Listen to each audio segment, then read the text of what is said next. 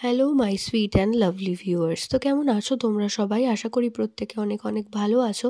তো আজকের ভিডিওতে আমরা কথা বলবো যে গর্ভবতী মায়ের পেটের আকার বা আকৃতি দেখে কিভাবে বোঝা যায় যে গর্ভের সন্তান পুত্র না কন্যা সন্তান রয়েছে।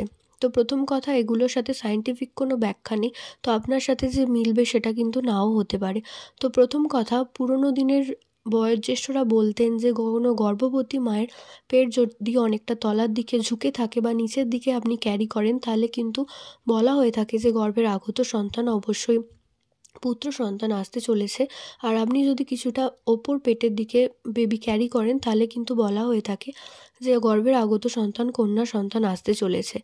আবার কারো কারো যদি সেকেন্ড বেবি হয়, সেক্ষেত্রেও কিন্তু তলপেটের দিকে অনেক সন্তান ঝুঁকে যায়, কারণ প্রথম প্রেগনেন্সিতে যতটা জরায়ু টাইট থাকে, সেকেন্ড প্রেগনেন্সিতে কিন্তু সেটা থাকে না। তো আশা করছি ভিডিওটা কাজে লাগবে। প্রত্যেকে ভালো থাকুন।